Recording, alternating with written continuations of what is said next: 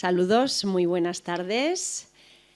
¿Qué tal? Bienvenidos, bienvenidas a la 15ª ya de las conferencias comprendidas dentro de este ciclo de conferencias del curso 2024-2025 en el que ALUEX pone en valor el valor de la cultura. Bueno, vamos a saludar en primer lugar a nuestro protagonista del día. Él es Antonio Catalán Hernández, ingeniero técnico forestal y director conservador del Parque Natural de los Calares, del Mundo y de la Sima, entre otras muchas cosas. Muy buenas tardes, Antonio. Gracias por compartir este trocito de su tiempo con todos nosotros y de compartir también sus conocimientos. Se lo agradecemos muchísimo. Muchísimas gracias. Bueno, un fuerte saludo también para nuestra junta directiva de la asociación y para el resto de socios y de socias, encabezada esta junta directiva por su presidente, por Juan José Caravaca. Gracias también a la junta directiva por esta importante labor que realizan, a nuestro subdelegado de Defensa en Albacete, a Miguel Ángel de la Torre. Gracias también, lo buscaba en la primera fila y de momento digo, no lo localizo. Gracias un lunes más por estar aquí, por acompañarnos.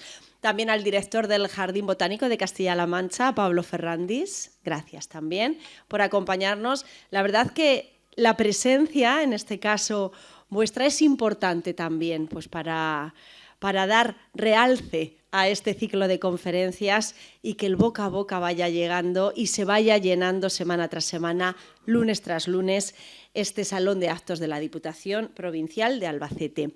Como siempre, saludamos a nuestros intérpretes de lengua de signos, ese importante trabajo que realizan todos los lunes para que estas conferencias y estos conocimientos lleguen a todas aquellas personas sordas y, como no nos cansamos de decir, el conocimiento al final rompa barreras y sea inclusivo y accesible. Por supuesto, a nuestras queridas Carmela y Adela, tampoco nos cansamos de reconocer todas las semanas su trabajo con esa grabación de las conferencias que después todos ustedes pueden ver en la página web de la Diputación de Albacete y también en la de la asociación, en la de ALUEX.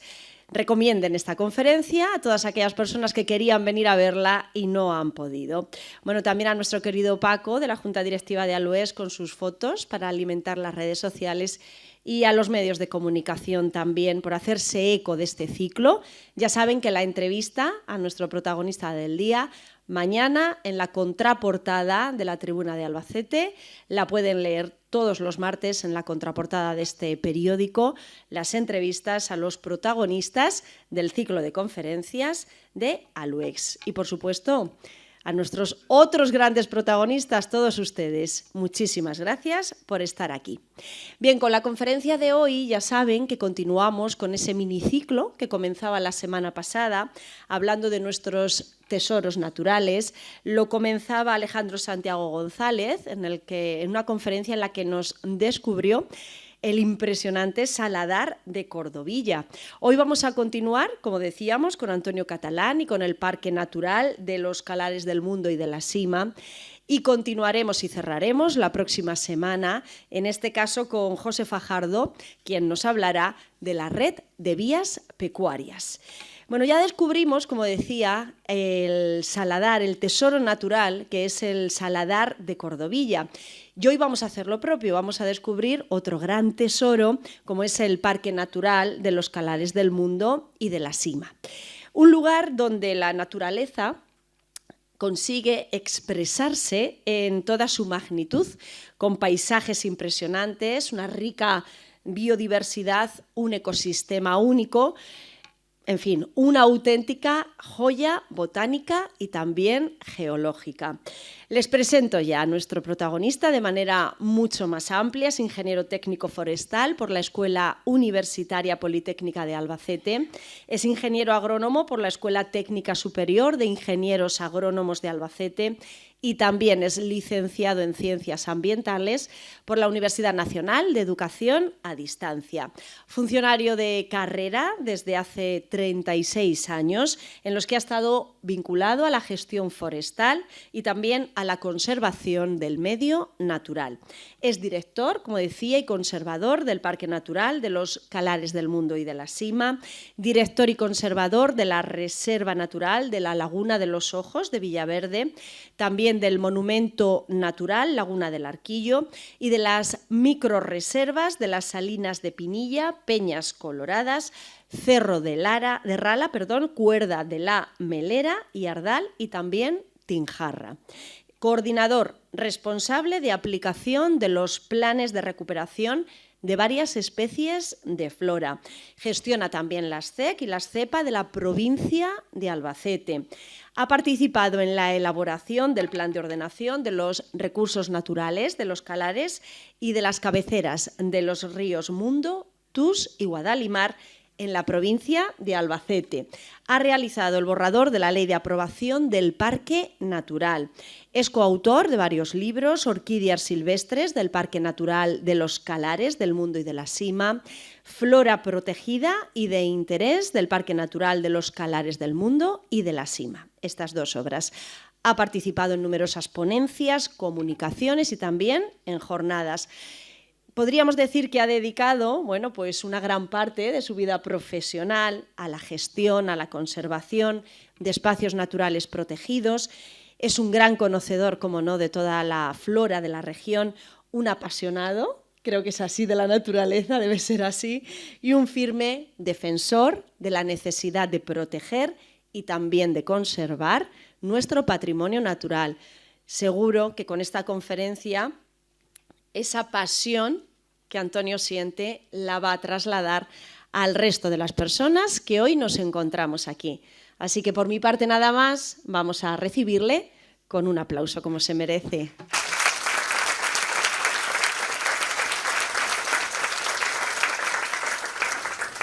Muchas gracias. Cuando se me quiten los colores empezaré a hablar. En primer lugar, agradecerles su presencia y también a Luis el haberme dado la oportunidad de hablar del Parque Natural de los Calares del Mundo y de la Sima. Además, este año se cumple 20 años de su declaración, o sea que estamos de efemérides y lo vamos a empezar con este acto, además. Aunque el título de la charla es Gestión del Parque Natural, principalmente mi objetivo es dar a conocer los valores del parque que dieron lugar a su declaración para aquellos que no lo conozcan y para los que ya lo conozcan, que supongo que serán muchos de ustedes, pues intentar enseñarles o mostrarles algún aspecto que se les haya pasado desapercibido o desconocido y que así puedan valorar otros aspectos del parque natural. No obstante, quiero empezar la charla poniendo en valor la red de áreas protegidas de Castilla-La Mancha. Estamos hablando que prácticamente más de un 24% del territorio regional tiene alguna figura de protección, o bien a nivel europeo, o sea, forma parte de Red Natura 2000, o bien como un espacio natural protegido, según lo declara la Ley 9 de Conservación de Castilla-La Mancha. Entonces ahí se puede ver un poco la distribución de las zonas protegidas en Castilla-La Mancha y, por tanto, zonas que tienen grandes valores naturales. He remarcado por la posición del parque natural, ahí un poquitín en rojo. Como ven, estamos hablando de que prácticamente un cuarto de la región tiene alguna figura de protección. Es decir, una superficie muy importante. Si bajamos un peldaño y hablamos de la provincia de Albacete, pues esta es la distribución tanto de Red Natura 2000 como de los espacios protegidos de Albacete. Cuenta con 2 parques naturales, uno de ellos compartido con la vecina Ciudad Real, el Parque de la Laguna de Ruidera, y el Parque Natural de los Calares del Mundo y de la Sima, que es el objeto hoy de la presentación. Estamos hablando que Albacete aporta pues, 1/5 de su superficie como espacios protegidos, es decir, son zonas protegidas y, por tanto, con grandes valores medioambientales. Y ya vamos a hablar pues, un poquitín de lo que es el Parque Natural de los Calares. Como he dicho, se declaró en el 2005, hace 20 años, pero su inicio se remonta a otra década, se remonta a 30 años atrás, que fue cuando se iniciaron los estudios previos para poder iniciar el plan de ordenación de los recursos naturales. El inicio del parque natural no fue fácil.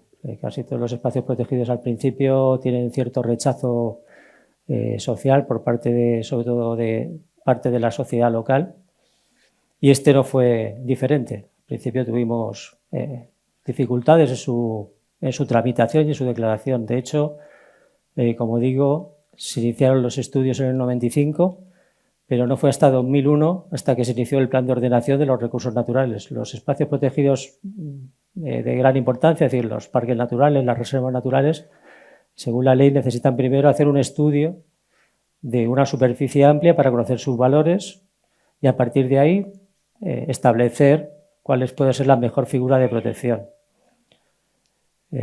Como digo, hubo muchas charlas, muchas discusiones en la zona para ver cómo podíamos llegar a buen término el plan de ordenación. Al principio se estudió una superficie mucho más amplia de lo que es el parque, se estudiaron alrededor de 34.000 hectáreas y tuvo una tramitación, como digo, difícil. Al final se adquirió un compromiso de intentar preservar todos los valores en una figura de rango superior, como era un parque natural, pero que tenía que cumplir una serie de premisas. Y eso al final ha marcado también mucho la gestión del parque. Estas premisas eran principalmente que no debía haber dentro del parque natural población, es decir, no debían de haber aldeas y pueblos, y no debería haber prácticamente superficie agrícola. Por ello, al final, de las 34.000 hectáreas que en un principio se estudiaron, se declararon como parque natural 19.192, que es la figura en el contorno rojo que se ve. Por eso tiene esa figura con tantos dientes de sierra.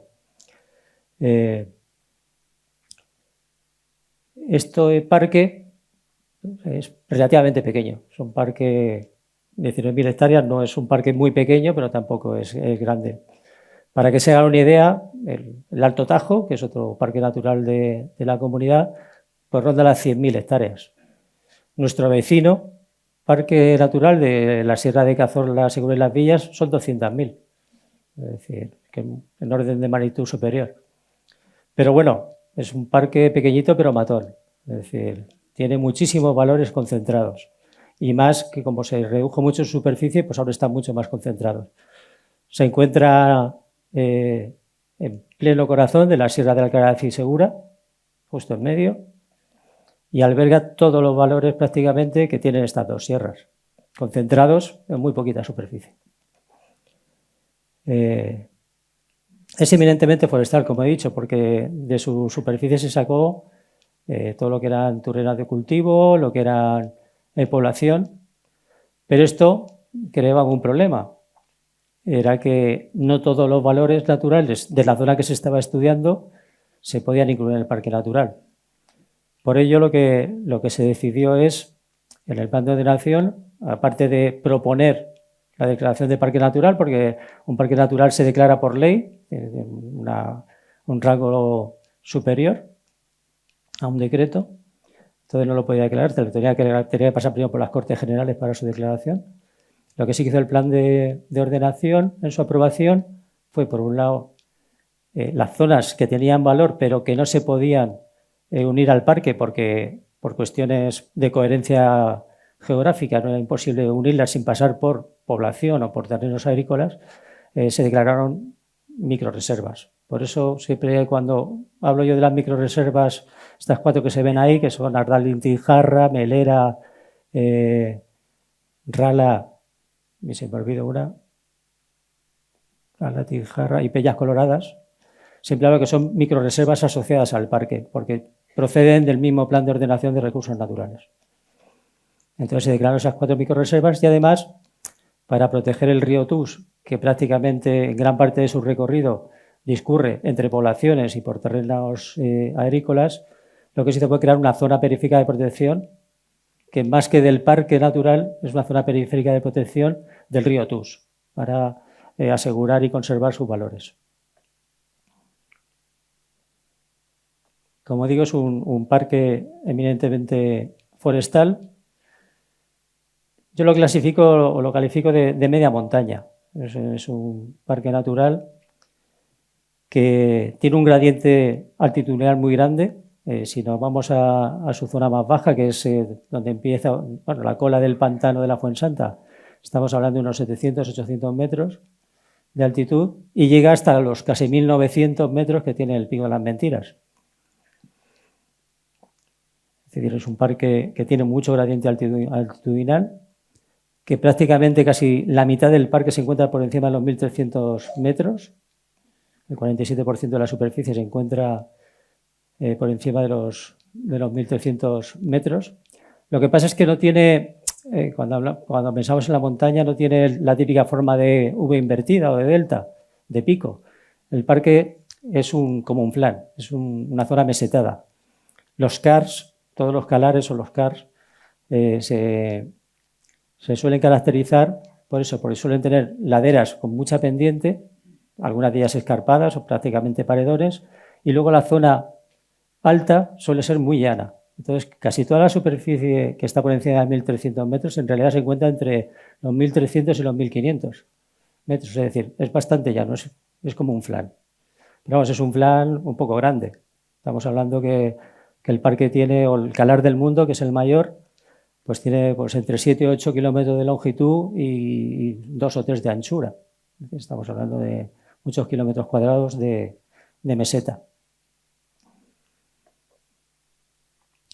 Como veis, tiene un gran gradiente altitudinal y otra característica del parque es que también tiene un gran gradiente pluviométrico. Entonces, la pluviometría varía pues, desde prácticamente los 350 litros en su parte más baja, pegando también al pantano de la Fuensanta, las que prácticamente solamente pueden vivir pinos carrascos y las encinas difícilmente, hasta los más de 1.000 litros que se alcanzan en las cumbres del Calar, la parte del Calar sobre todo el Calar del Mundo y el Calar de la Sima. Ahí tenemos una estación meteorológica y raro es el año por ahora, también hay que decir eso, que no bajamos de los 900.000 litros de precipitación al año. Entonces, estos dos factores, es decir, el gradiente altitudinal, el gradiente pluviométrico, la gran diferencia que hay, junto con factores más locales, como son diferencias de pendiente, de exposición al sol, de tipos de suelo, dan lugar que haya una gran variabilidad de ambientes o de hábitat y, por tanto, que sea, a pesar de que su superficie tan pequeña, tenga muchos hábitats y muy variados, que es al final de lo que vamos a intentar ver, porque son al final sus valores naturales. He hecho la típica clasificación a la hora de hablar de los valores de flora, fauna y gea, si bien no tiene por qué ser en ese orden en su importancia. Para mí su principal valor es la flora y la vegetación, seguido de la gea, de la geomorfología. Pero bueno, por seguir un poquitín el orden normal.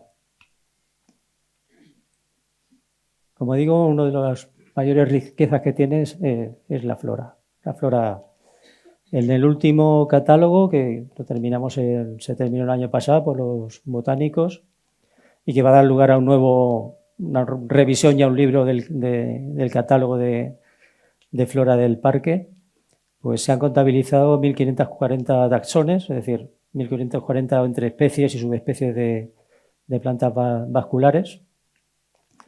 Para que se hagan una idea del orden de magnitud, porque 1.540 puede ser mucho, puede ser poco, si no lo comparamos. Pues en principio, como ven ahí, España pues tiene alrededor de 8.000 especies, es decir, de cada 5 especies que hay en España, una se puede ver en el parque. Es una cantidad muy importante para la poca superficie que hay. Pero claro, con España pasa lo mismo a nivel de Europa. O sea, Europa tiene sobre 12.500 taxones y España, solamente España, tiene 8.000. Es decir, España ya tiene una gran riqueza florística y el parque tiene mucha riqueza con respecto a España. Para que se den también otro ejemplo, que también me llama a mí la atención y por eso lo digo, pues que Gran Bretaña en total tiene sobre 3.000, 3.500 especies de flora, pero la mitad de ellas son introducidas. Como fue una gran colonia, trajo muchas plantas de fuera. En realidad, plantas nativas tiene sobre 1.500. Es decir, toda Gran Bretaña tiene el mismo número de flora que tiene el Parque Natural de los Calares. Estamos hablando que, en proporción, es una inmensidad. De ahí viene su importancia. He destacado algunas especies protegidas en algún aspecto. Obviamente, la planta más importante del parque es la que ven arriba a la izquierda. A ver si soy capaz de señalarla. Esta Antilli rupestris, que es una leguminosa, cuyo, pues, en el último estudio, estamos ahora con su plan de recuperación, sobre el 90% de la población conocida de esta especie se encuentra en el parque. Y ahora de la población mundial. Y cuando hablamos de mundial es porque se encuentra en el Parque Natural de los Calares y 3 subpoblaciones en Jaén, pegando también al parque, mucho más pequeñitas. Es la planta de luego más importante del parque. También tenemos el narciso trompetero que hay abajo, Narcissus levadensis es ahora. No solamente aparece en el parque, bueno, está declarado en peligro de extinción, no solamente aparece en el parque, aparece en otros puntos de la sierra de Alcaraz y la sierra del Segura, pero es también una planta importante y que también aparece en el parque. La planta que más veces sale en las fotografías del parque es la que ven aquí abajo, la Pinguicula mundi, la grasilla, que es bastante conocida y bastante la empleamos en fotografía, pues porque la flor es muy bonita y además es una planta insectívora, que siempre llama mucho la atención. Ahí se ven, no sé si se aprecian bien, pero aquí se ven, pues, mosquitos que están pegados a la planta y los va absorbiendo poco a poco porque los utiliza para alimentarse de ellos también.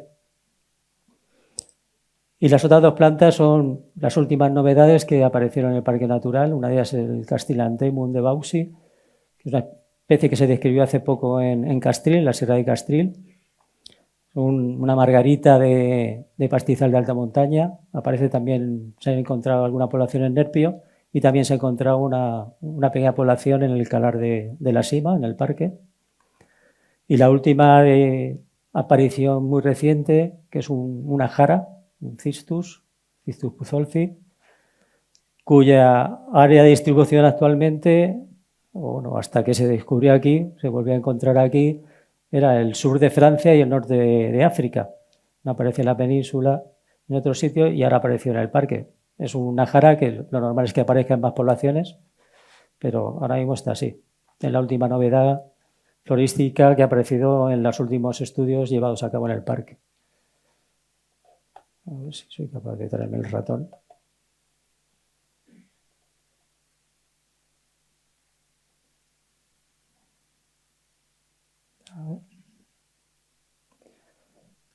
Por seguir mostrando fotos, porque no sé si les gustan las fotos, pero se van a pegar una hinchada importante, porque creo que esto, más que hablarlo, es verlo. Uno de los grupos de flora que más atrae a nivel fotográfico y de visu, pues son las orquídeas. En el parque contamos con 60 especies de orquídeas, prácticamente todas las que hay en la provincia de Albacete y, bueno, prácticamente todas las que hay en el sur de España. Quería poner, estas son todo ellos ofris, que son las que imitan a los insectos en su forma.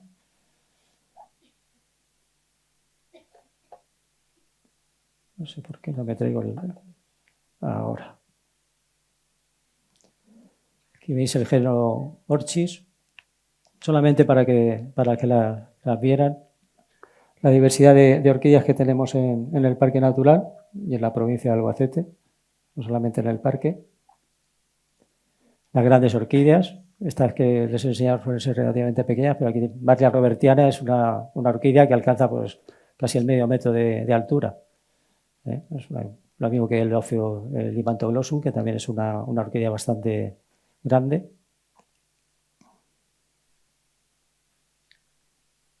Y después de hablar un poquitín de flora, pues vamos a hablar de la vegetación. Las formaciones principales del parque natural son los pinares, o pinares puros, bien de repoblación o bien pinares puros favorecidos por la mano del hombre.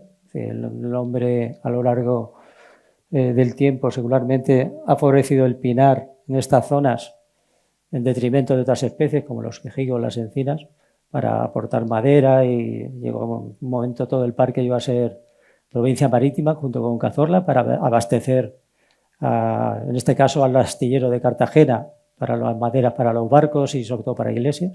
Entonces se favoreció mucho el pinar.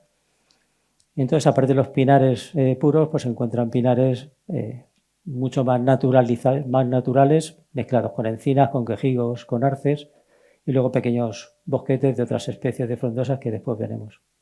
Esa son la formación principal, sobre todo de las laderas, que, como les comenté al principio, son laderas con bastante pendiente, pues todas las laderas son de pinar, y la parte alta, lo que es el flan, lo que es la parte llana, pues es el matorral. Son matorrales normalmente espinosos, porque las zonas de la zona alta del Calar, pues por el invierno está cubierta de nieve, con bastante frío. Los veranos tienen muchísima insolación, mucho calor y por tanto son condiciones que con muchísimo viento que no permiten normalmente la existencia de árboles, de formaciones arboladas. Solamente permite la existencia de matorrales. Los árboles se quedan o bien con la forma que ven aquí, formas abanderadas y achaparradas totalmente, o bien guarecidos en las torcas, que después veremos lo que son, muy protegidos ya de las inclemencias del tiempo.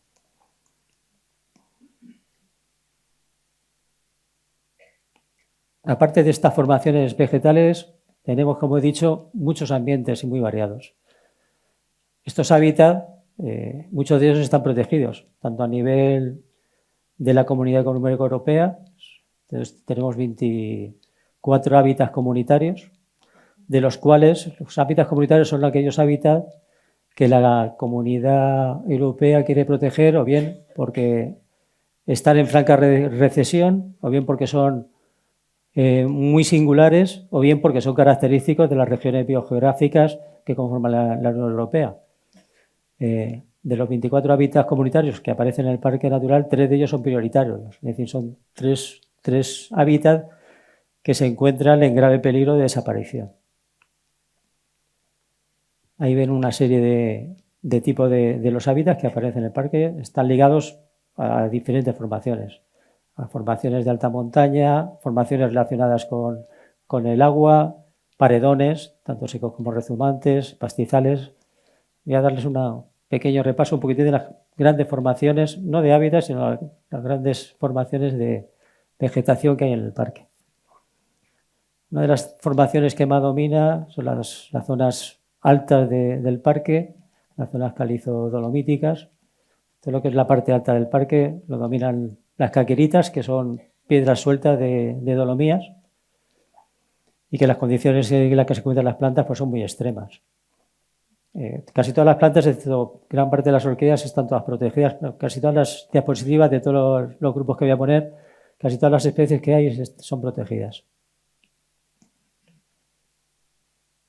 Aquí ven, como digo, las grandes pendientes, los enclaves rocosos, o bien secos, con una flora característica, o bien rezumantes, es decir, por los que chorrea el agua, que también tienen flora característica. Tenemos enclaves ya en los que el agua es corriente, entre ellos pues destacan formaciones de plantas que requieren mucha humedad, requieren ambiente muy frío. Muchas de ellas las podemos encontrar en el norte de Europa y llegan aquí de una manera relictual. Enclaves en los que el agua no forma riachuelos, sino que forman zonas más encharcadizas, y que dan lugar también a otra serie de flora característica, también protegida por su rareza y su singularidad. No quiero extenderme mucho en cada uno de los ambientes. Si alguno quiere preguntar, si alguien de ustedes quiere preguntar algo o tiene alguna inquietud, no tengo ningún problema en contestarle, si soy capaz. Los bosques nemorales, que son los bosques, la vegetación que se encuentra debajo del arbolado, cuando el arbolado alcanza su máxima plenitud, tiende a cerrar mucho las copas, es decir, son ambientes que debajo del arbolado no hay prácticamente, no llega insolación, no llega la luz del sol, entonces siempre se mantienen muy frescos y muy sombríos. Eso es lo que se denomina un bosque nemoral, y en ellos aparecen una serie de especies de plantas que no aguantan la luz de la exposición directa al sol. Entre ellas, pues, por ejemplo, hay el acebo, es una de las plantas características, o el sello de Salomón, que aparece en este tipo de ambientes. Aunque la gran mayoría de la superficie del parque es un karst son terrenos calizos, terrenos calcáreos, sí tiene algunos enclaves muy importantes de terrenos silíceos, terrenos que se han sido muy lavados en la cal porque llueve mucho o porque aparecen arenas que por tanto no tienen cal y por tanto son terrenos más ácidos. Entonces podemos encontrar en la inmensa vegetación característica caliza de Albacete, de esta parte de Albacete, pues enclaves que nos recuerdan mucho a lo que es la vegetación más de Ciudad Real, por ejemplo, o de Córdoba, la zona de Sierra Morena. Entonces, uno de los sitios así más grandes que aparecen en el parque es la zona de Tus, que aparece una serie de plantas que son muy fáciles de ver en otros tipos de ambientes, como el labiérnago de hoja ancha, el labiérnago negro o las telines, que solo aparecen en esta parte, sobre todo en esta parte del parque. Y luego quería mezclar, aunque no llegan a ser, son hábitats como tal, pero no llegan a formar este tipo de bosquetes, son pequeños bosquetes relísticos, relativamente pequeños en superficie, pero que tienen una gran importancia biogeográfica. Tenemos una pequeña población de Fracinus excelsior, freno de hoja ancha, que es un freno bastante abundante en la parte norte de Albacete, ligado sobre todo a ríos, a arroyos, un freno que alcanza unas envergadura muy grande, y en el parque lo encontramos en una zona muy puntual, aunque después hemos reforzado en otra población pequeña, en otra diaclasa, en una diaclasa que se encuentra en el Calar, una zona muy umbría. Después van a una foto de la zona. Es una zona muy umbría, con mucha precipitación, le da muy poco el sol y aparecen escasamente 50 o 60 ejemplares, son los únicos que se han encontrado en la provincia de esta especie. Otro de estos árboles que llega aquí de una manera relictual, muy concentrado, es el rebollo. Este forma muy poquitos bosquetes, aunque el más grande es la torca de los melojos, que habrán oído hablar muchos de ustedes de ella, que sí que aparecen muchos más. Pero en el resto del parque y en el resto casi de la Sierra de Alcaraz aparecen muy pocos individuos, formando muy poquitos bosquetes, porque es un árbol que no tolera la cal. Entonces, en el momento que aparece la caliza con un poquitín más de fuerza, desaparece.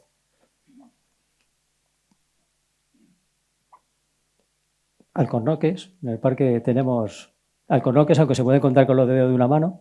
Son muy poquitos los que hay, pero tenemos una zona en Tus, en la zona periférica de protección del parque, que aparece el alcornoque. Ya están muy mal. Están ya en una situación difícil porque ya prácticamente no dan fruto. Vamos a ver si somos capaces de coger fruto y volver a reproducirlo. Y sí que quería poner también pues el olmo de montaña, que ya ha aparecido en uno de los ambientes, una especie que fue muy abundante en las sierras, tanto en la de Alcaraz como en el Segura, no solamente ligada a los arroyos, sino ligadas a zonas muy húmedas, pero que la grafiosis ha dado lugar a una mortandad muy grande y que haya desaparecido hasta ser muy raro encontrarlo, y sobre todo en porte arbóreo. Sí aún se pueden ver bastantes brotes, pero como porte arbóreo con capacidad de producir fruto, quedan muy, muy poquitos. Es un árbol que también nos preocupa bastante a nivel de conservación. Y luego ya tenemos pues arbolado con nombres y apellidos. Árboles monumentales. No les he llamado singulares, pues no utilizan la nomenclatura que utiliza la legislación, porque no están declarados, pero son árboles que por su porte o por su historia tienen nombre propio y son dignos de ver. Aquí ven una serie de ejemplares. He intentado poner de diferentes especies. Pues un rebollo, un serval, un pino laricio, tejos, que tenemos bastantes y de bastantes envergaduras distribuidos por todo el parque, y Prunus majalep, etc. Es un poquitín pequeño resumen de la importancia de los valores de flora y de vegetación que tiene el parque. Pasamos al grupo de fauna, empezando por las aves, y no me he podido resistir a poner el quebrantahuesos. Este ave era impensable cuando se inició el parque. La posibilidad de que pudiéramos ver quebrantahuesos se veía esporádicamente en la provincia alguno, procedente de Pirineos, pero con la reintroducción que se inició en Andalucía han sido cada vez más frecuentes. Y el que ven en la imagen es Tormenta, es una hembra, está ya en su 8º año, y se ha sentado con un compañero, con Iruela, que es un año más joven que ella, y el año pasado ya tienen un territorio marcado dentro del parque. Hicieron la primera intento de reproducción, aunque fue fallido, pero vamos, pusieron un huevo, aunque no tuvo lugar la eclosión, y este año están otra vez intentándolo. Entonces el parque están dentro del parque, aunque ocupan más del territorio que lo que es el parque, porque también están en la vecina Jaén. Al fin y al cabo colindamos y somos la misma parte de territorio. Y estamos muy esperanzados para que nazca el primer pollo de quebrantahuesos en Castilla-La Mancha, o por lo menos que tengamos un territorio.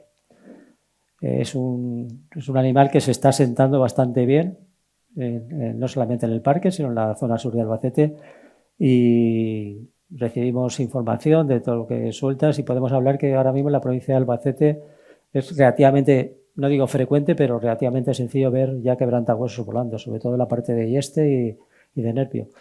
Tenemos semanas que tenemos sobre 8 o 10 ejemplares de continuo por encima de la provincia. Aparte del quebrantahuesos, pues tenemos lo que son ya resto de rapaces de ambientes, sobre todo forestales. Como he dicho, el parque es eminentemente forestal y lo que más abundan son especies forestales. Digo abundan en cuanto a especies, en cuanto a tipos de especies, no en cuanto a cantidad, porque el parque, como casi todas las sierras, tienen un hándicap muy importante en la Sierra de Alcaraz y Segura, es la falta de especie expresa. La falta de conejo. A pesar de que Albacete, sobre todo el tercio central, tiene muchísimos conejos y llegan a formar plaga, en lo que son las sierras prácticamente no hay conejo. Y es el alimento fundamental de las grandes rapaces. A excepción del buitre, que como carroñero es una especie que está cogiendo cada vez más fuerza, es más abundante cada vez en la provincia y también en el parque. Pues tendremos ya sobre 6, 7 colonias asentadas. Empieza a ser abundante. Mi opinión personal es que a pesar de que es abundante y que parece que hay muchos, hay que tener en cuenta que España es el país que mayor número de necrófagas tiene con respecto a Europa, pero de muchísima proporción. El resto de Europa no tiene prácticamente buitres. Entonces, aunque aquí nos parezcan ya una exageración, una plaga, en el resto de Europa no hay buitres. Entonces es muy importante conservarlos, a pesar de que ahora parezca que hay muchos, a pesar de que parece que afectan al resto de rapaces, que también les afectan, pero creo que es importante conservarlos porque además es un animal que ya se ha visto que a pesar de que puede ser en un momento dado muy abundante, en el momento que se acaban las carroñas, como pasó con la encefalopatía, en el momento que las carroñas se retiran del campo y ciertos medicamentos que les afectan muy gravemente, las poblaciones serían otra vez a pique enseguida. Entonces es muy importante su conservación.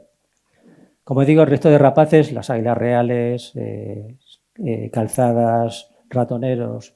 Son especies que, aunque están en el parque, no alcanzan una abundancia grande, necesitan mucha superficie porque tienen muy poca especie presa, entonces tienen muchas dificultades para alimentarse. De lo que sí que tenemos en abundancia son de pajarillos forestales, de paseriformes.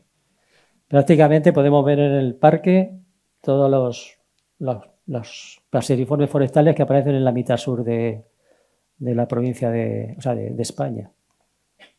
Esto sí que no tenemos problemas.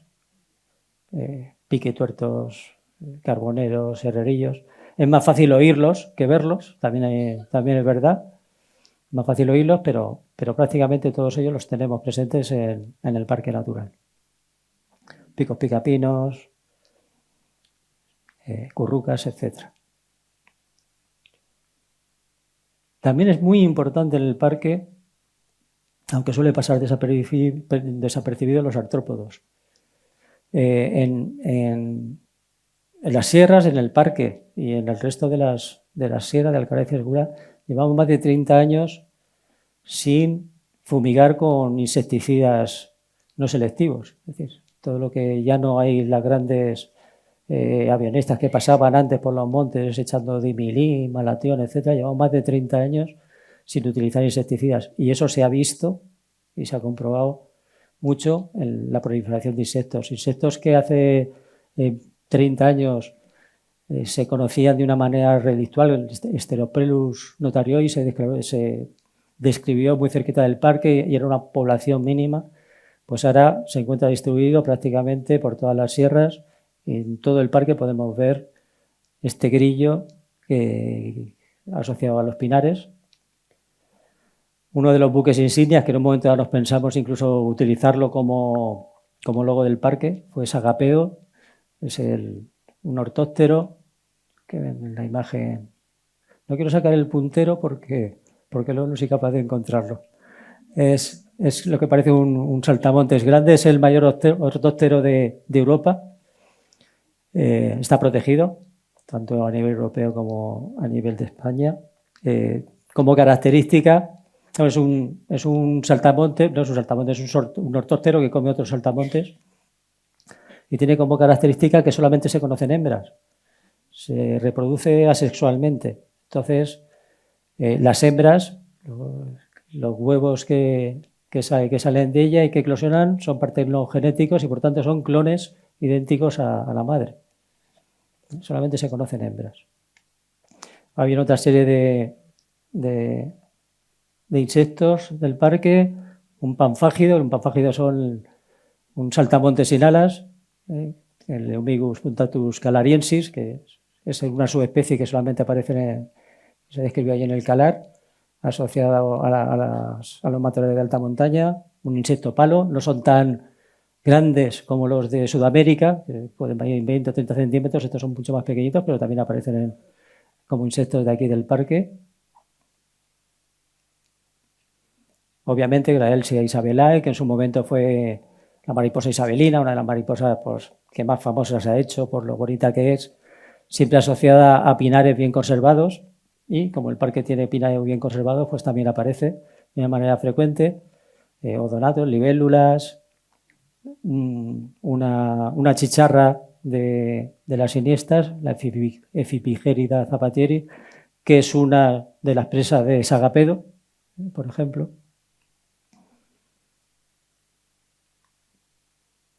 Y pasamos ya al grupo de la herpetofauna, de los anfibios y los reptiles. Pongo en primer lugar las dos fotos pues, de los dos máximos representantes y más conocidos del parque de la Sierra de Alcaraz y también de Segura. La lagartija de Valverde,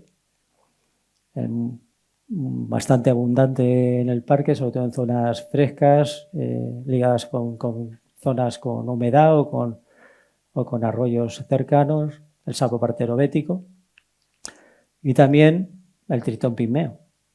Aparece muy poquito, pero también aparece en el parque.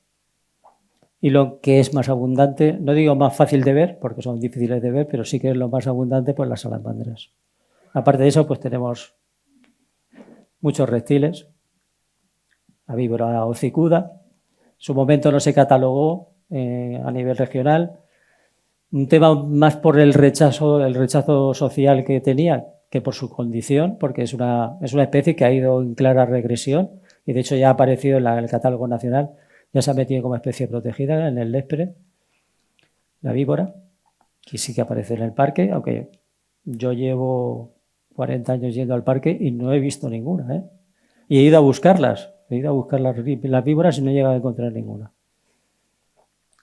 Y luego tenemos otras culebras, el lagarto celado, también muy abundante. Y por último vamos a hablar del grupo de los mamíferos. A los mamíferos, sobre todo a los carnívoros, a los mesocarnívoros, al gato montés, la garduña es algo más abundante, pero les pasa un poquitín, a la jineta les pasa un poquitín con lo que he comentado con las rapaces, que le falta parte de especie presa. Entonces, aunque sí que aparecen, tienen una distribución en sus territorios, son muy amplios y entonces no tienen mucha abundancia. No así como los ungulados.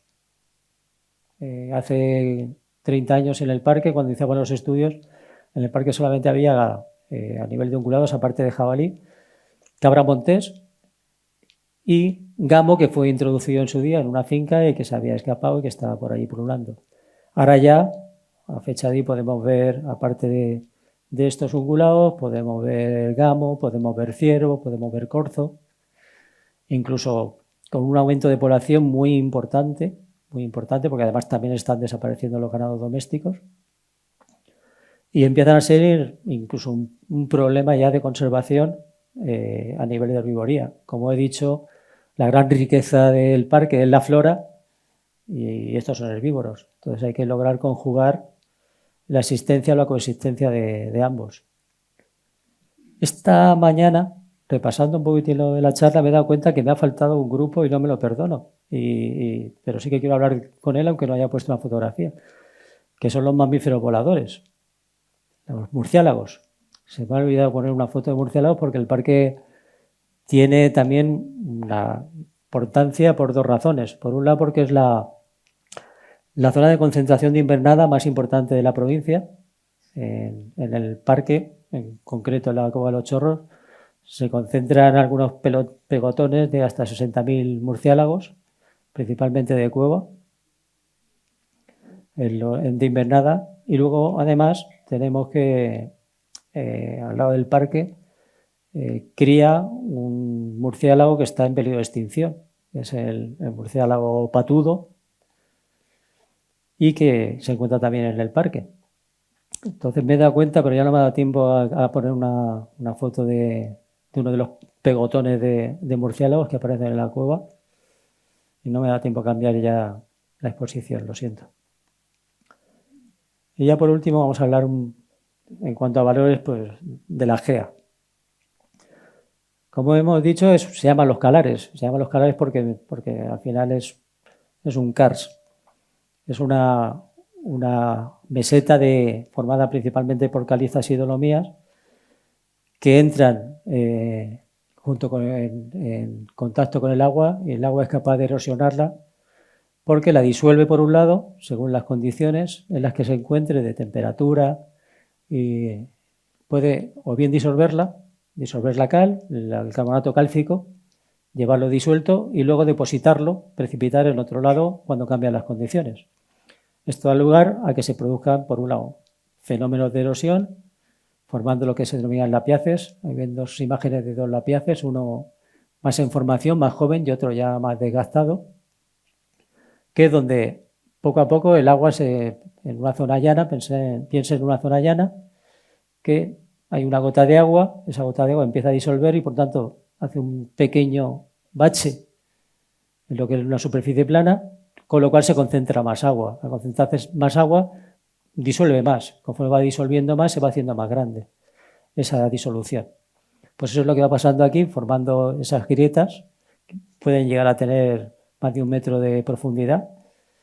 Si han andado por ellas, hay que tener muchísimo cuidado porque es muy fácil torcerse un tobillo, romper una bota o quedarse prácticamente enganchado en este tipo de piedras.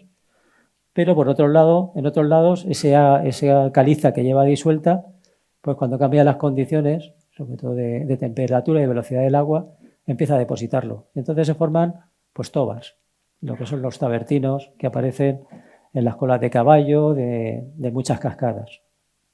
O sea, por un lado disuelve y por otro lado deja caliza. Lo mismo que pasa en superficie, pasa, como después veremos, en el fondo, dentro del karst.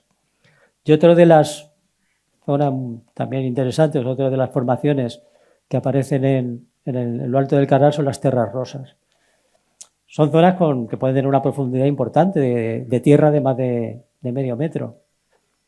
No es ni porque haya cortado la caliza un estrato de terreno de arcillas o de margas, ni es tampoco porque alguien las ha llevado allí para cultivar.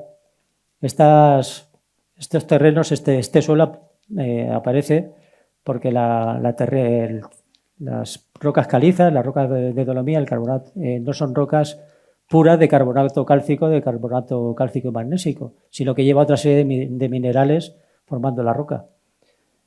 Entonces el agua disuelve solamente carbonato cálcico y parte de carbonato magnésico. El resto se queda allí. Entonces lo que se quedan pues son silicatos que son insolubles principalmente.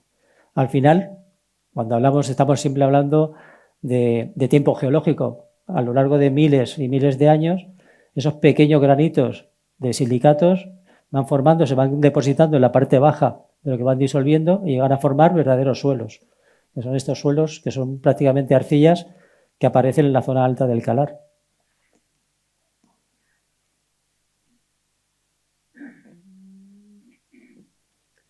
Pero vamos, los grandes exponentes del karst, y por lo que se conoce este Calar también por su concentración de torcas, que se llaman aquí, se llaman en Albacete torcas, aunque en otros sitios también se llaman dolinas.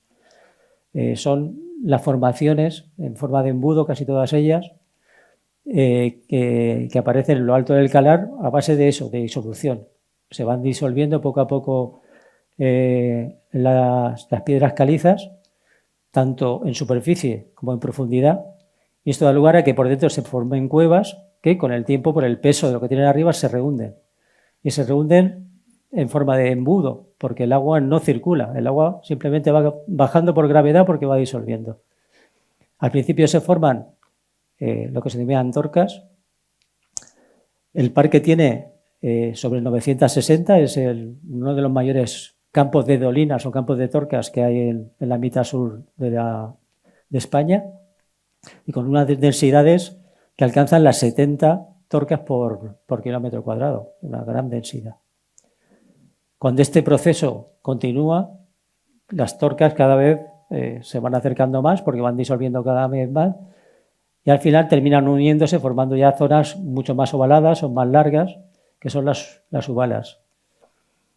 Ahí detrás del compañero que ven, que es un botánico que ahora está en la Universidad de Granada, pues se ven dos torcas a punto de unirse. Ya solamente las separa una pequeña costilla de caliza que dentro de miles de años desaparecerá y entonces formarán una zona mucho más hondonada y mucho más larga, que será una ubala.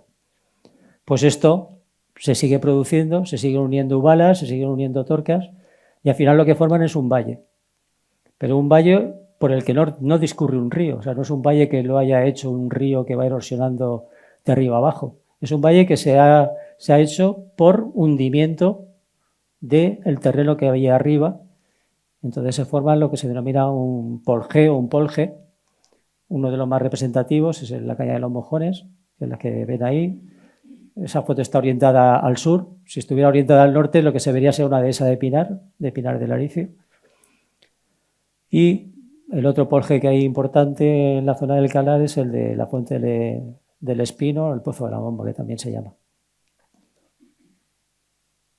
Esto es lo que pasa arriba, pero abajo el agua no se detiene. El agua sigue disolviendo y el Calar, a pesar de la majestuosidad que tiene, de lo sólido que parece, en realidad es un queso gruyère. Es un queso gruyère que tiene en algunos sitios cuevas de decenas y centenas de metros de profundidad. Y de grande. Ahí se ve, esa es la cueva de los Chorros, la salida de la cueva de los Chorros. Eso es un espeleólogo para que se hagan una idea del tamaño que tiene. Estamos hablando que la boca de la Cueva de los Chorros tiene algo así como unos 20 metros de anchura y unos 17 de altura, aproximadamente.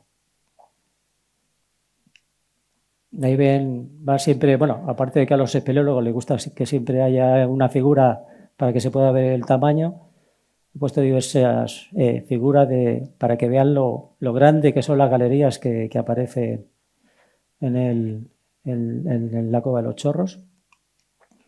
Y cuando hablo de la Cueva de los Chorros me refiero al complejo de cuevas. Ahora mismo hay sobre 40 kilómetros topografiados de cuevas dentro de lo que es el Calar del Mundo. No todas ellas salen por aquí, o sea, no todas ellas están unidas, pero la gran parte de ellas forman el mismo complejo, la red de drenaje que da lugar al nacimiento del río Mundo. Está dividido en 4 sectores hasta el año pasado. El año pasado se descubrió un nuevo sector y se denominan sectores porque no puede recorrerse, todas las cuevas no se puede recorrer por un espeleólogo, digamos, al uso, porque cada sector está compartimentado porque para pasar de un sector a otro están unidos por un sifón de agua, siempre está lleno de agua. Entonces tienes que ser, aparte de espeleólogo, que ya es, tienes que ser además buceador para poder ser capaz de pasar de un sector a otro. Lo que pasa es que hay luego diversas aberturas dentro del Calar que se puede acceder a cada uno de los sectores. El año pasado se descubrió un nuevo sector que está ahora en exploración y por tanto estamos hablando que hay ya 5 sectores en el parque o en la Cueva de los Chorros. Aparte de lo inmensas que son, ahí como digo, tiene la cueva aquí en esta zona tiene unos 17 metros de altura, pero en la sala Cornelio Richard, que se llama, que es donde se encuentra la mayor concentración de murciélagos, estamos hablando que tendrá una altura a la bóveda de unos 35 o 40 metros, perfectamente. Eso es una cueva. De hecho, no pudimos hacer fotos de los murciélagos porque los frontales prácticamente no llegan a iluminar. Y es una cueva que, aparte de lo grande que es, pues tiene prácticamente todos los elementos propios de las cuevas kársticas. He puesto esta foto, que es del tercer sector de la cueva, de la CM100, porque engloba un poquitín gran parte de los espeleotemas que están protegidos y que se pueden ver en la cueva. Los gour, que son como esas pequeñas piscinas que se van formando por deposición de calizas durante miles de años. Esto tiene una zona que son muy sensibles porque cualquier pisada que lo rompa da lugar a que se pueda perder lo que la naturaleza ha hecho durante miles de años. Estalactitas, estalagmitas, excéntricas, es decir, en esta zona se ven que hay estalactitas que no bajan verticalmente, sino que están ladeadas, y eso es porque en algún momento hubo ahí una corriente de aire que hacía que conforme se iba depositando el carbonato cálcico fuera cogiendo la dirección del viento como una bandera. Y luego ya, obviamente, si hablamos del parque, pues una de sus características también es el paisaje. Los paisajes, sin entrar en mayor valor, digamos, natural, sino como un valor subjetivo y de apreciación del ser humano. El valorar el paisaje por su propia belleza. Pues una serie de fotos. El parque, como toda la sierra, sobre todo de Alcaraz, pues un elemento muy importante es el agua, que es la que lo ha formado y la que es muy importante y cada vez va a serlo más. Aquí a la izquierda, arriba, ven una diaclasa, pues es una zona en este tipo donde se encontraba el freno de hoja ancha, los grandes promontorios, los grandes paredones, los pastizales de alta montaña, como es el Pozo de la Bomba, la Piedra de la Cabeza, muy famosa en la zona de Yeste, el Barranco del Infierno, que es por donde entra el río Tus a la provincia de Albacete, el Hueco de Tus, que es la parte sur del parque. Y obviamente, aunque lo haya puesto al final, pero el nacimiento del río Mundo, la Cueva de los Chorros. Desde luego es el mayor atractivo turístico que tiene el parque y casi puedo decir que, no voy a decir en la provincia de Albacete, no quiero ser tampoco tan excesivo, pero sí de las dos sierras. Prácticamente todos los visitantes que van a las sierras o bien la de Alcaraz o bien la de Alsegura, antes o después terminan pasando por el Hueco de los Chorros. Esa, a la vez que es el mayor atractivo turístico, pues es mi mayor dolor de cabeza en cuanto a gestión.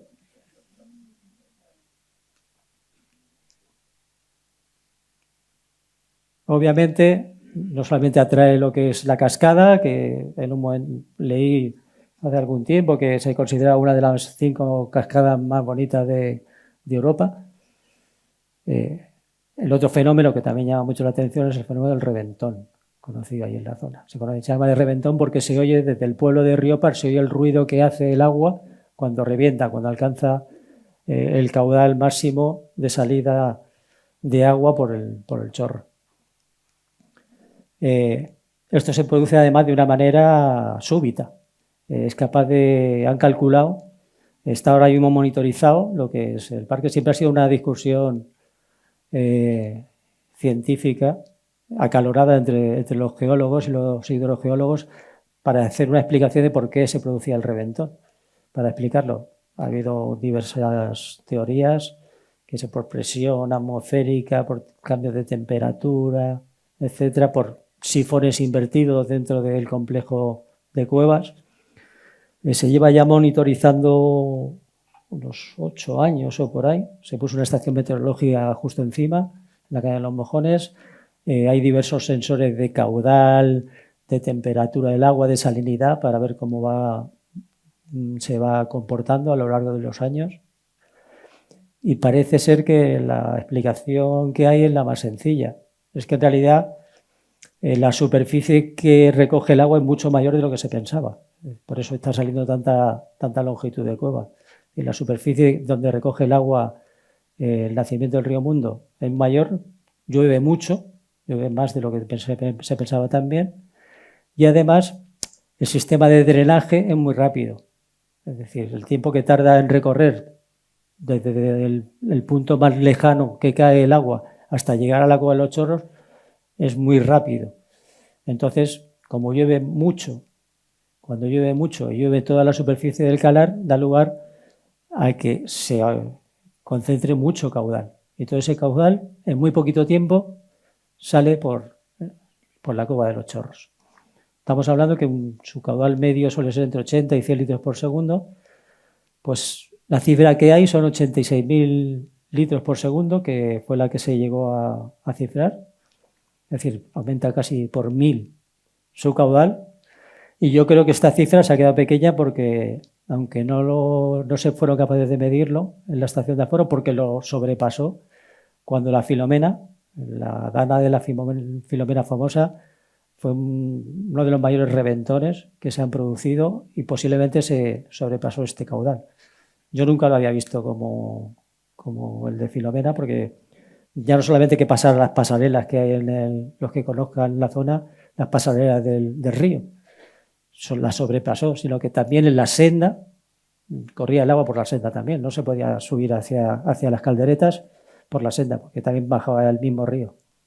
O sea, fue impresionante. Por eso esta cifra yo creo que se ha superado.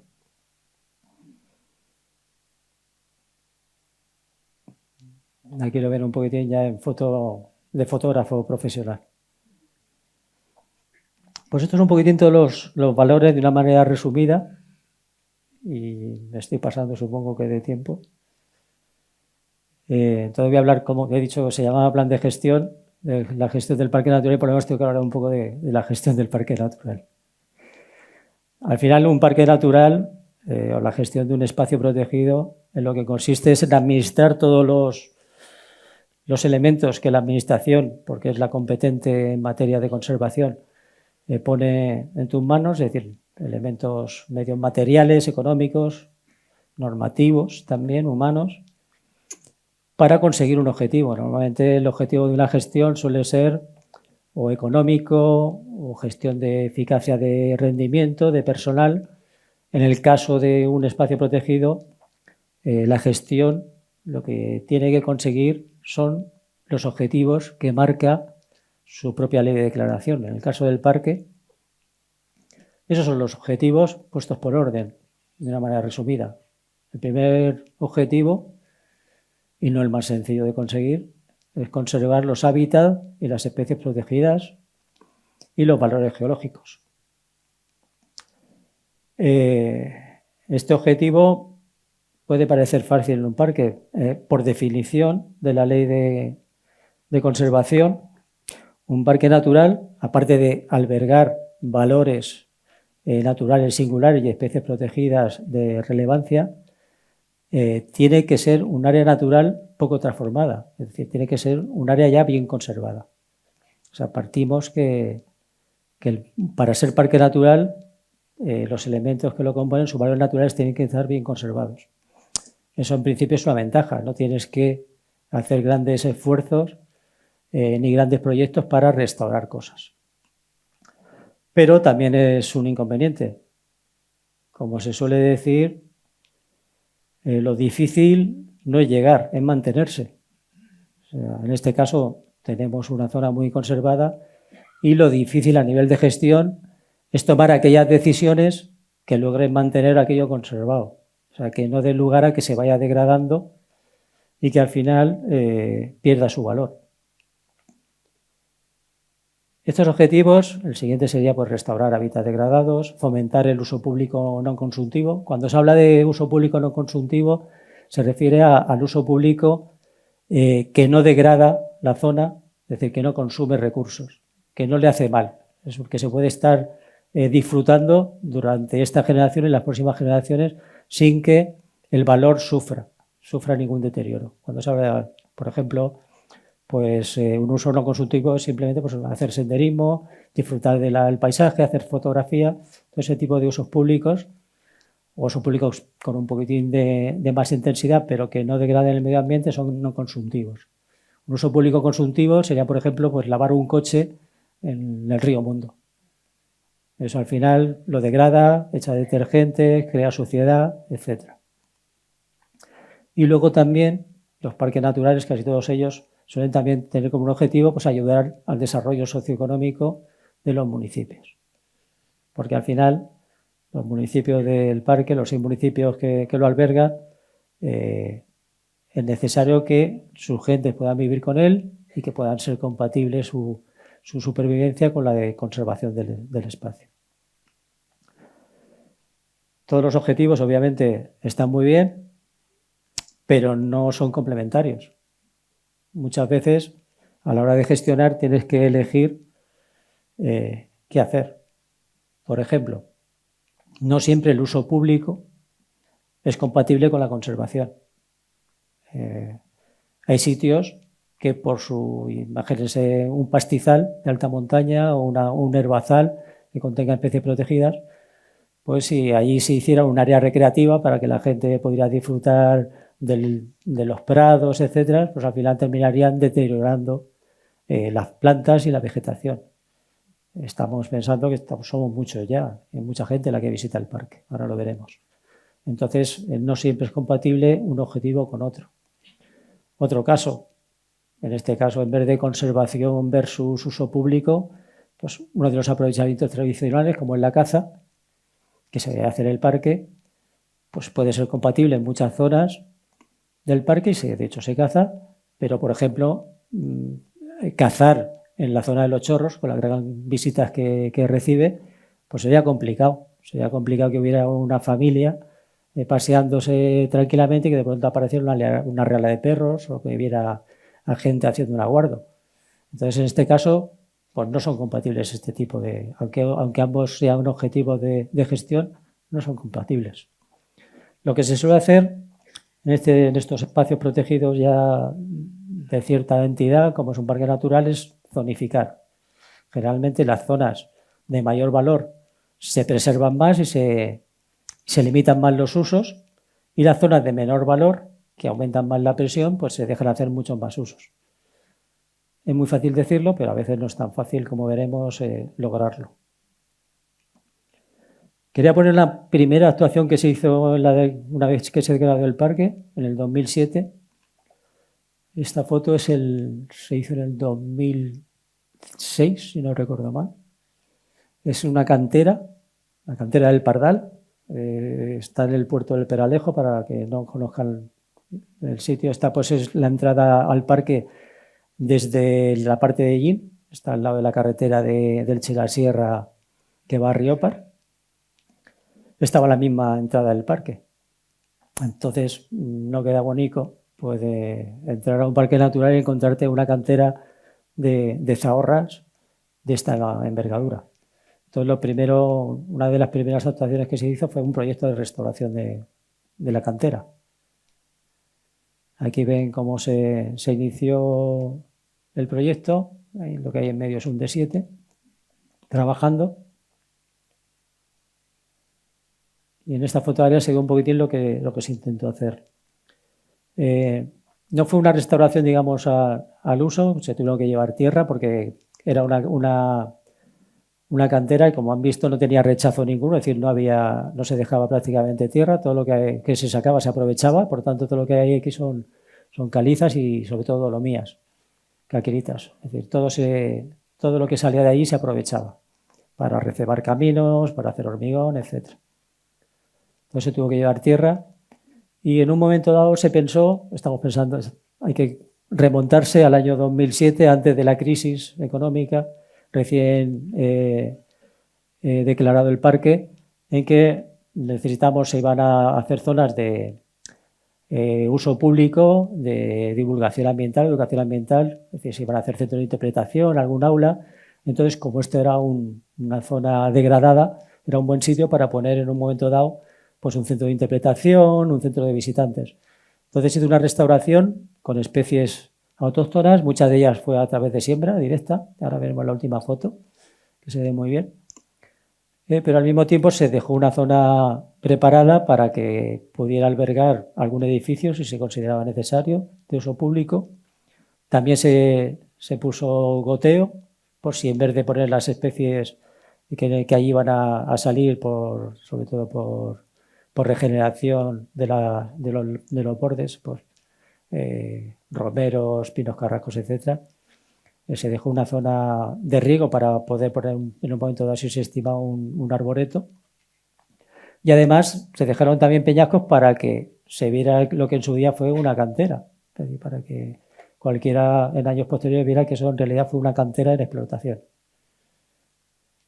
Esta ya es la zona, esto fue ya en el 2010, si no recuerdo mal, que ya lo que ven tan verde es una zona que, bueno, se sembró todo con una especie de la zona, con Meryl Lotus, para evitar que hubiera erosión en todo el terreno, y la verdad es que enganchó muy bien, no ha tenido prácticamente erosión.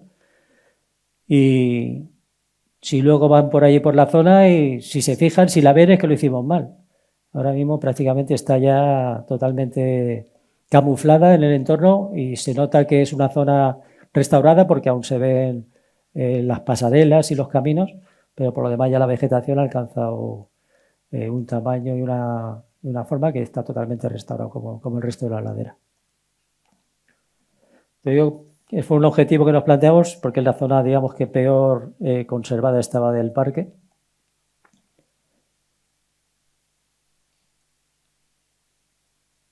Y como el parque no tiene ni cultivos ni población, solamente hay dos pequeñas aldeas que son Cueva Ahumada y La Venta Mendoza, porque no pudimos sacarla por estar en pleno corazón del parque. La concentración, la conservación o la gestión se centra en lograr conservar los recursos y al mismo tiempo hacerlos compatibles, por un lado, con los usos tradicionales, que son los que ven aquí, los usos tradicionales del parque natural, y también con el otro uso importante, que es el uso público, que veremos después. Esos son los principales usos tradicionales que se han venido desarrollando en el parque: la corta de madera, aprovechamiento de leñas y de maderas, el ganado, por un lado, la gestión cinegética, el aprovechamiento cinegético y luego otros aprovechamientos menores. La resina en su momento tuvo mucha importancia, pero después decayó mucho. Hay también apicultura, etc. Son aprovechamientos que ya estaban antes de la declaración del parque y, por tanto, como se estaban desarrollando, eran compatibles con el parque, pues que si no, no habría llegado en las condiciones de conservación en las que se encontraba cuando se estudió y cuando se declaró. Es decir, Todos estos aprovechamientos en principio son compatibles mientras se desarrollen en armonía con la conservación y con el resto de usos, como es el uso público. Eso requiere toma de decisiones en cada uno de los casos. Y voy a poner 2 ejemplos. Por un lado, como ya he comentado, el tema de la caza. La caza versus uso público en una zona tan visitada como el Hueco de los Chorros era difícilmente compatible. Entonces se optó en la declaración del parque por quitar la caza de lo que era el Hueco de los Chorros. Se llegó a un buen acuerdo con los tutelares cinegéticos, bueno, más que un acuerdo fue una imposición, todo hay que decirlo, pero vamos, estamos hablando de quitar de las superficies, es así, lo puedo decir mejor, pero es así. Estamos hablando de grandes cotos de caza, o sea, estamos hablando que se le quitaron a 2 cotos de caza, se le quitaron 30 hectáreas en total. Es decir, que no estás hablando de nada del otro mundo. Pero sí que te daba la seguridad de que en cualquier momento que fuera un visitante no iba a tener una desagradable sorpresa. En este caso se favoreció al uso público sobre el aprovechamiento cinegético en una zona, como digo, muy localizada y muy concreta. En otro caso, como en la Cañada de los Mojones, es una zona, es un polje, como he dicho, una zona que es un valle en altura, un pastizal, una dehesa de pinar, de las pocas dehesas de pinar que existe, muy bien conservadas, con unas praderas preciosas, sobre todo en primavera, pero que antes de la declaración del parque se estaba aprovechando con ganado bravío, con ganado de lidia, que es la foto que ven ahí. Esos son toros de lidia, pequeños, pero novillos, pero de lidia. En este caso era una zona que también se usaba bastante por el uso público en general, o sea, había mucha gente. Nos estaba dando muchos problemas porque cada vez subía más gente y había bastante ganado. Aquí el ganado no está todo el año, es tramitante, que se llama. El ganado se lo llevan durante el invierno, sobre todo a partir de...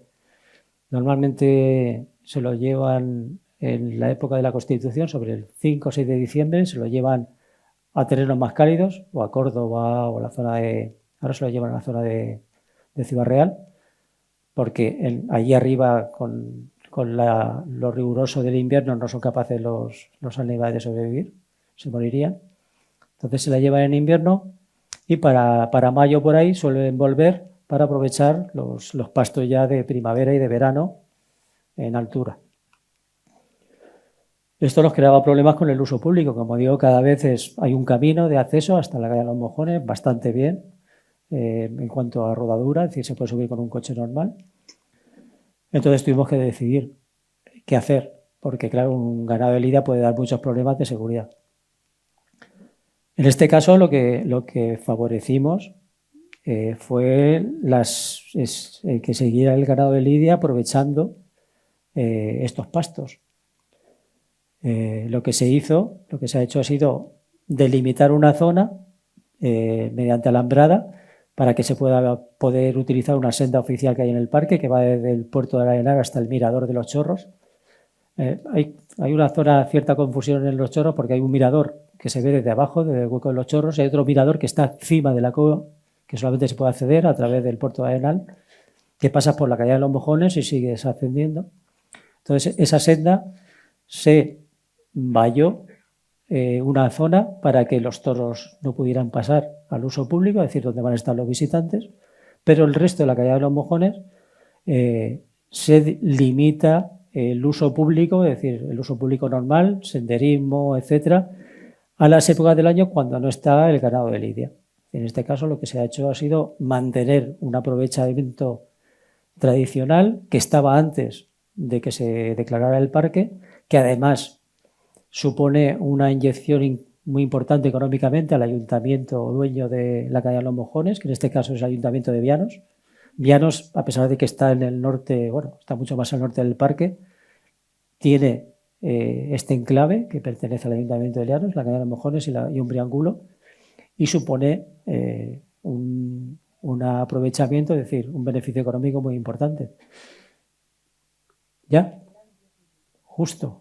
Bueno, va a ser justo porque no voy a estar más de 10 minutos. Sí, sí, lo siento. Bueno, pues no me extiendo más. Entonces, en este caso, como digo, lo que se apostó fue por aprovechar, facilitar o darle preferencia al uso, aprovechamiento ciudadano sobre el uso público. Como digo, el uso público, en este caso las actividades deportivas, cada vez tienen más relevancia en el parque. En el parque se desarrollan 7 competiciones con más de 3.000 deportistas. Van a las diferentes competiciones. Hay competiciones de todoterreno, de todoterreno no, de bicicletas, BTT, de trail, es decir, de correr. Además, hay 2.000 espeleólogos que visitan la cueva, la zona visitable de la cueva, que no son todos los sectores. Hay un barranco, el barranco de los Marinos, la zona este, que se puede hacer barranquismo, que también lo utilizan sobre 2.000 deportistas. Estamos hablando de muchas cifras, estamos hablando de 2.000 barranquistas, 2.000 espeleólogos. Esto ha dado lugar a la creación de varias empresas de turismo activo que están asentadas en la zona y que viven gracias a estas actividades deportivas principalmente. Y luego está pues el senderismo, la gente normal que se recorre las sendas oficiales, que va a disfrutar del paisaje. Autorizamos ahora mismo sobre 3.000 senderistas. Estamos ahora mismo que autorizamos. Hay muchos senderistas, cuando son menos de 20 personas, no se autoriza. Directamente pueden acceder sin ningún problema. Y luego está, como digo, mi gran dolor de cabeza, que son los chorros. Pongo unas cifras. La media de visitantes, estamos sobre los 150.000 visitantes. Tuvimos un pico en el año 2008 de 320.000 visitantes al año. Los picos sobre todo son en Semana Santa y el mes de agosto. Ahí ven cómo se pone en la zona de las calderetas, el aparcamiento de abajo. Este es el aparcamiento nuevo que se hizo, con una capacidad de más de 300 coches. Pues así se pone. Esto, como les he dicho, si cogiéramos, digamos, la planificación normal de los espacios protegidos, lo que se habría, esta tendría que ser una de las zonas de menor valor ecológico, donde se pudieran hacer este tipo de actividades de tanta presión. ¿Pero qué pasa? Pues aquí vemos un mapa, que esto es un mapa de lo denominado puntos calientes. En este caso son puntos calientes, estos son densidades de especies protegidas de flora, solamente de flora, no van el resto de valores naturales, por kilómetro cuadrado, por cuadrícula. Pues aquí ven 2 puntos gordos, es decir, que tienen entre 41 y 48 especies protegidas. Y si ampliamos, casualidad, la zona de los chorros. Entonces resulta que tenemos una zona de alto valor ecológico, pero con un uso público muy importante. Pero claro, es un uso público que está hablando de muchísimas visitas y que son las que le dan de comer a toda la restauración de Riópar y aledaños, es la que mantiene todas las casas rurales de esa zona. Ahora mismo Riópar yo creo que es el municipio con más casas rurales de todo Albacete, con más hostelería de todo Albacete también. Entonces es un problema, porque no lo podemos declarar zona de conservación compatible, ni podemos declararlo zona de reserva y limitar ahí los usos. Entonces lo que se optó por la planificación del parque, que viene en la ley, es crear, aparte de las 2 o 3 zonas que suelen tener todos los parques, es decir, una zona de reserva, que es la más importante, se puede llamar zona reserva, zona integral, cada espacio lo llama de una manera, una zona de conservación prioritaria que tiene muchos valores, la zona de conservación compatible, que es la que se suele hacer todos los usos públicos, es decir, las concentraciones, las áreas recreativas. Pues aquí se tuvo que crear una zona específica, que es la zona de los chorros, para compatibilizar estas 2 cosas, la conservación de los valores que tiene y al mismo tiempo el uso intensivo tan importante. Esto dio lugar, aquí está el mapa en total, pero sobre todo lo que dio lugar a que se optara por este plano, que es el que aparece a la entrada de la ruta de los chorros. Al final lo que se ha hecho a lo largo de los años, que ha costado mucho, si conocen los que conozcan la zona de Los Chorros hace 40 años, como yo, pues antes se podía aparcar con el coche, se podía entrar con el coche hasta la Piedra del Señorito, se podía acampar en toda la zona, había varias barbacoas, se podía subir a la cueva de Los Chorros desde cualquier lugar, estaba todo lleno de sendas, de atajos. Al final, eso era incompatible con la conservación de tantos valores. Lo que ha sido optando, y ha sido un trabajo arduo de muchos años, es al final mantener las visitas, mantener su majestuosidad. La visita en principio sigue siendo muy bonita, muy atractiva, pero ahora se limita a lo que ven ahí. A esas sendas, que en total son 1,5 kilómetros, no llegan a los 2 kilómetros, que va desde el aparcamiento hasta la caldereta y hasta el segundo mirador. Y lo que se logra es que toda la gente, todo el uso público se concentre únicamente en esta zona. Es decir, con lo que se deteriora, lo que soporta toda la carga es este circuito. En el resto se procura, siempre hay gente que pasa, pero se procura que no lo deterioren, que no se hagan atajos, que no se hagan nuevos caminos y por tanto se preserva en gran medida pues todos los valores que mantiene esta zona, que no solamente es la más bonita, una de las más bonitas de la provincia, sino que la que impulsa el desarrollo, sobre todo de la parte turística de las dos sierras de Albacete. Y ya no me extiendo más. Muchísimas gracias. Siento si les he dado mucho la murga y cualquier pregunta, si da tiempo, pues nada. Muchas gracias.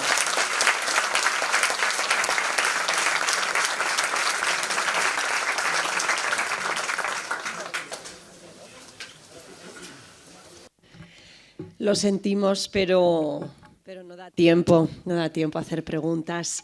Para otra ocasión, Antonio, en otra ocasión te corto antes y así hacemos preguntas. Bueno, si puedes colocarte delante junto a nuestro presidente, junto a Juan José Caravaca, porque te va a hacer entrega de ese detalle, de ese símbolo de la Asociación de Aluex con el que, bueno, pues agradecen tu participación.